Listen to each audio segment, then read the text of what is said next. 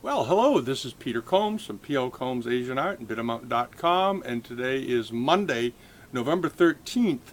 And last week we did a video, as we do every week, but I wanted to circle back to a section in that video about the Christie's catalogs that we put on the website for their upcoming sales in Hong Kong this November, the end of this month.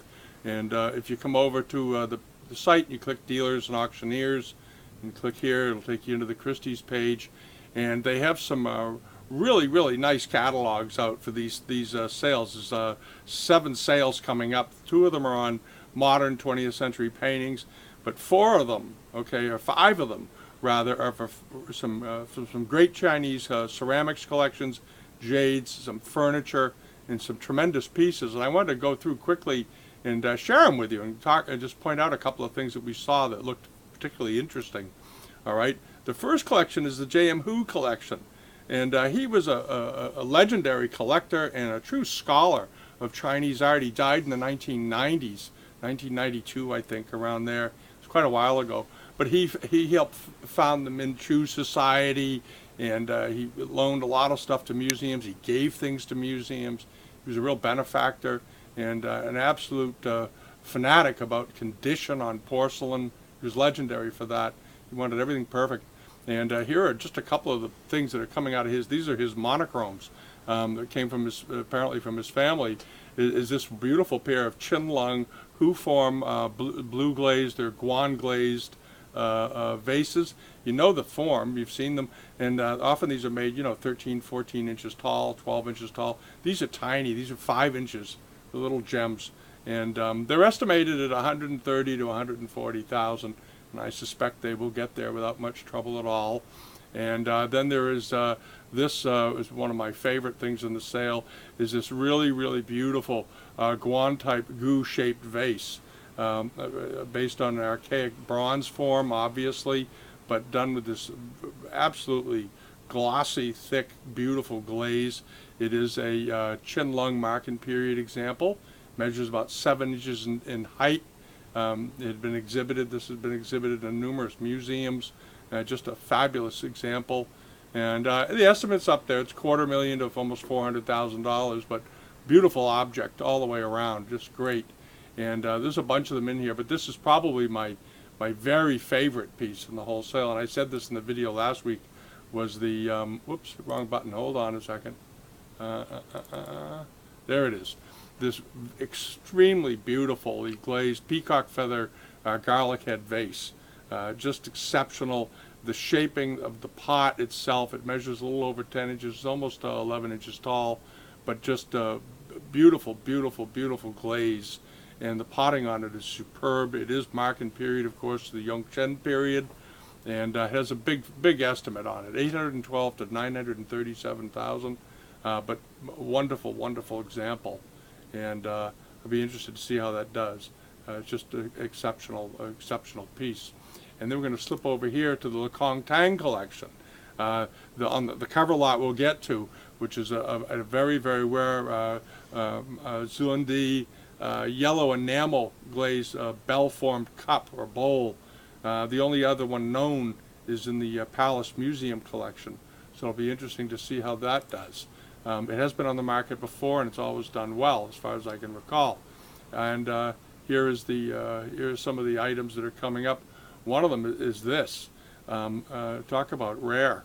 It's not the metal piece. There it is here. It's a Yongluo, extremely rare blue and white basin, and it's obviously based on a Middle Eastern Mamluk glass. Was made this way as a Middle East metalware. But these were brought to China, and the Chinese copied them in porcelain.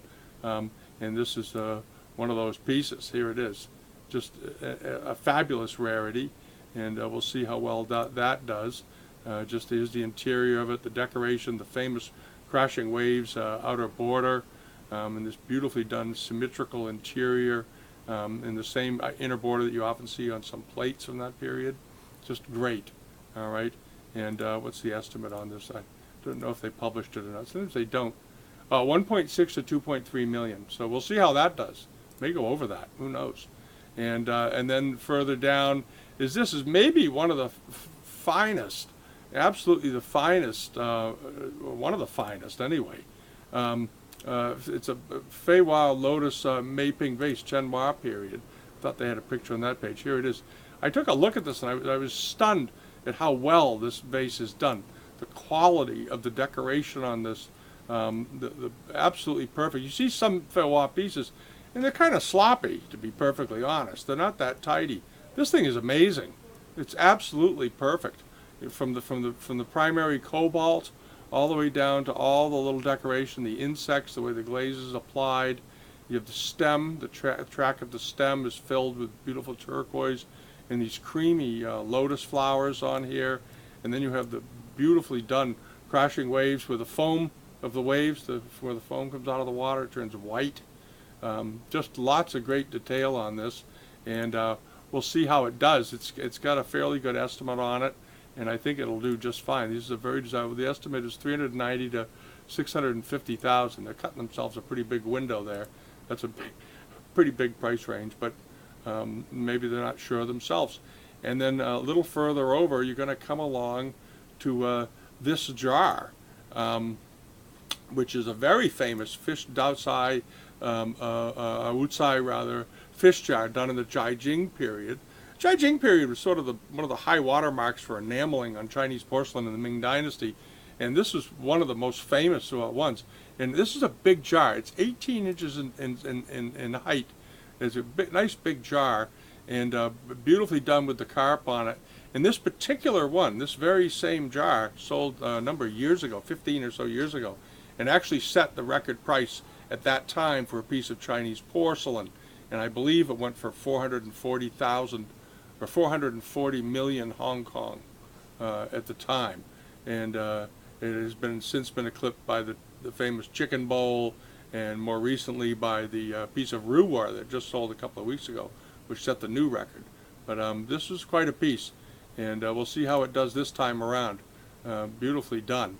And there's also some great lacquer in this collection that's being sold. There's this ewer that originally was in the Lee collection. It sold a number of years ago. What were the dates? Let me take a look here. There it is, Lee Family Collection, December 2008. And this is a beautifully done tikshi, obviously a Middle Eastern metal form ewer, but done in lacquer. And beautiful quality. It's estimated, the estimate range is pretty close to $1 million, just a little under $1 million, but a very, very rare form. If you're scratching your head, said, I don't remember seeing this before. It was sold once before, but there aren't many in this shape around. They do them in porcelain, obviously, and they do them in metal, but very rarely in lacquer, because of I think it's just a very difficult thing to do. And we'll see how that does. Alrighty. And then we come to the sort of the main event of this is this thing, this really great cup or bowl. It's not terribly big, so you can decide. It's about 6 inches. I guess it's a bowl. Okay, it's 6 inches.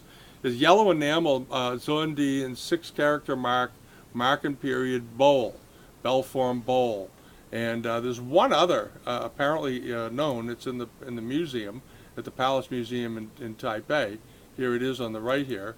And it's interesting. I was looking at them both, and I thought, you know, the one that's up for sale is actually a better example. Here's the one in the National Palace Museum in Taipei, which is, according to this article, the only known other example.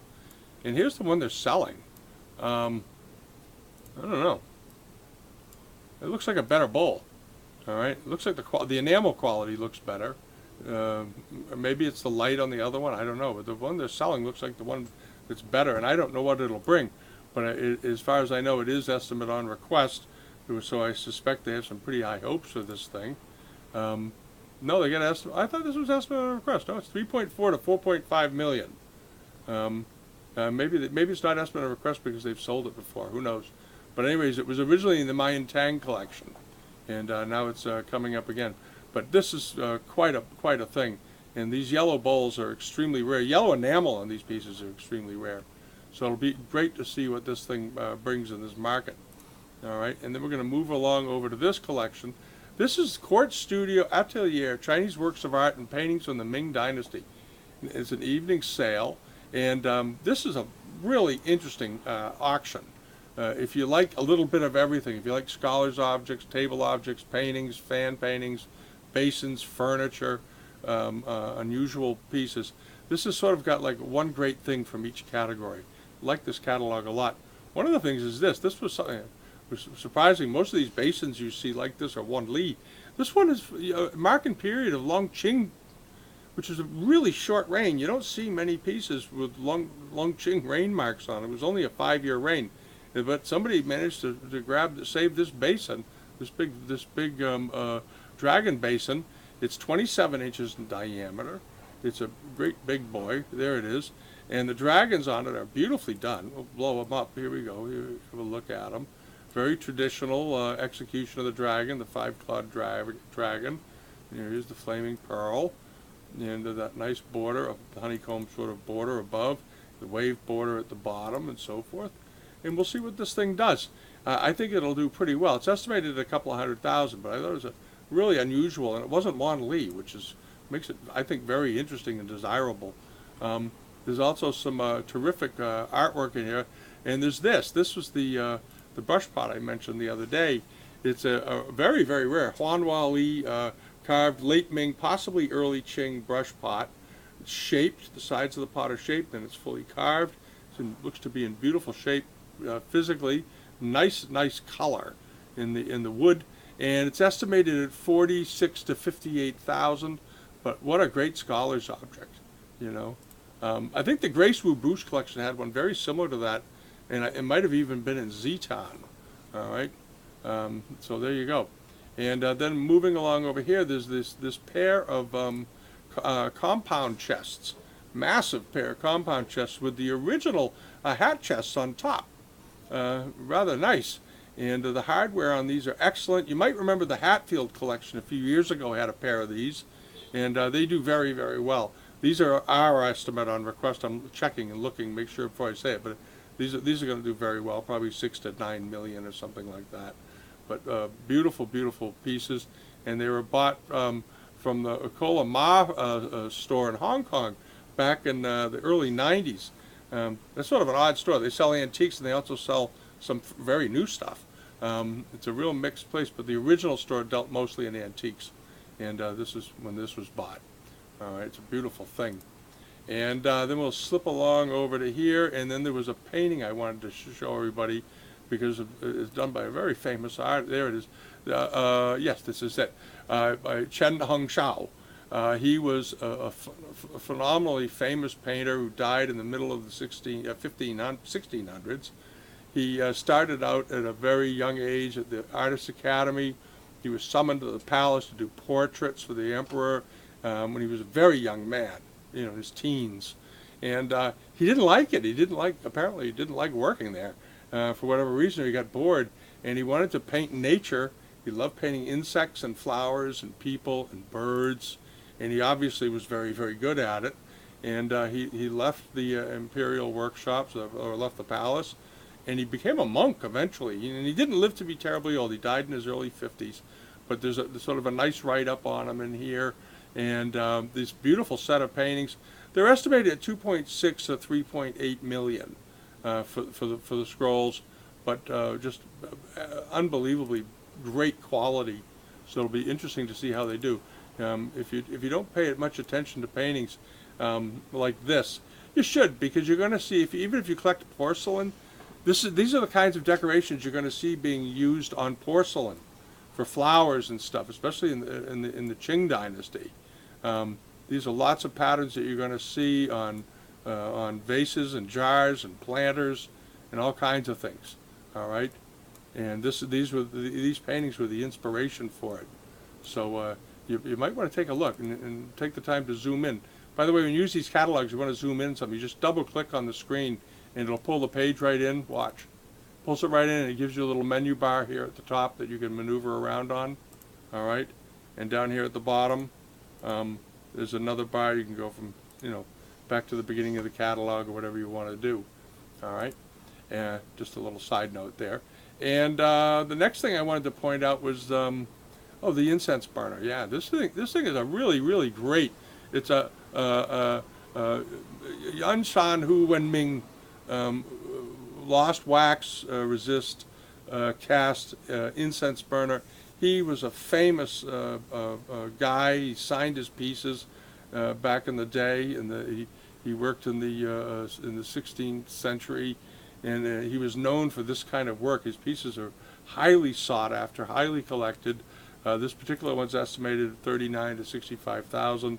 The one on the right here is the one that's for sale. The one on the upper left here is in the Palace Museum. All right, very, very similar, almost identical. Secondary border up here on this one is slightly different than the other one, but the primary band, the way the handles are done, uncannily familiar. Look at that.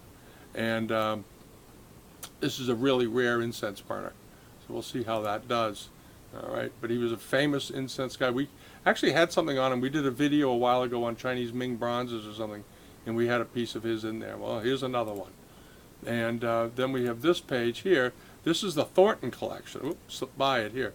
Here we go. James D. Thornton.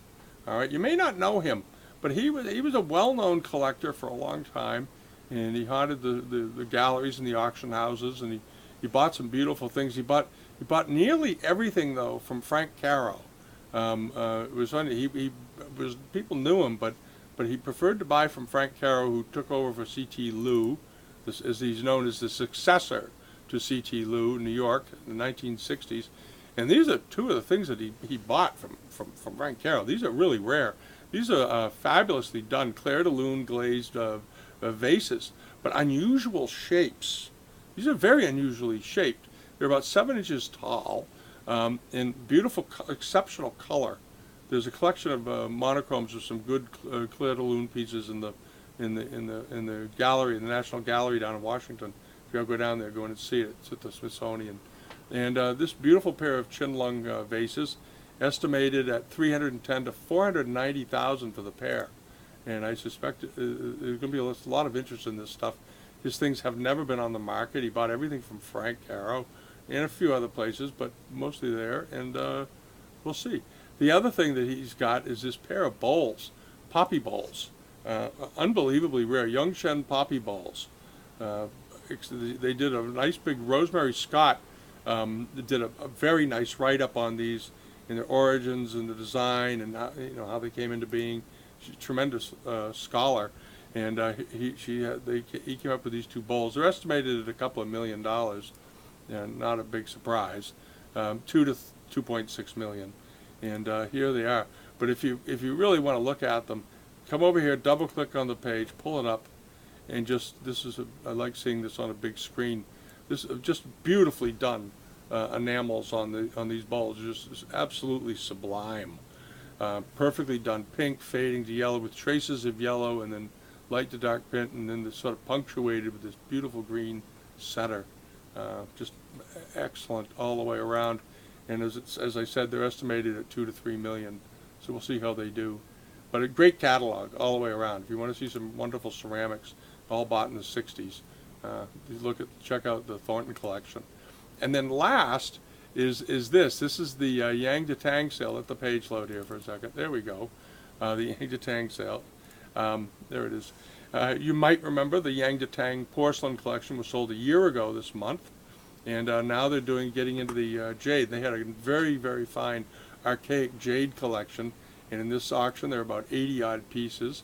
And if you like archaic jades or don't know much about them and you want to learn a bit about them, this is a pretty good opportunity. There's some great examples in here, and you can just sort of start. And there's lots of good write-ups on this collection, and the symbolism, the ornaments, clothing ornaments, and so forth. The Kongs, the cover lot. There's a huge Cong that has a very beautiful color in it, and then all these small ornaments, appliques and things like that. All right, this is a pendant, dragon pendant, and it goes on. And I love that. It looks like an insect, doesn't it? And we go on and on and on. So it's an animal mask, but it looks like a cartoon character. But lots of great things in this auction. And if you want to go and flip through it and blow the pages up and read the write-ups on them, you could learn a lot. There's a lot of good information in this catalog about these jades, and you get familiar with them, okay? Because they're notoriously hard to identify. So you want to sort of bear that in mind, okay? And I think that's about it. I think we've covered them all. But anyway, those are 5 catalogs that are coming up in this series of sales at Christie's. And there's the modern art, modern paintings and contemporary ink sale as well. But some great things coming out of these collections, these 5 collections. And you might want to go and take a look. All right. Thanks so much, and see you all at the end of the week.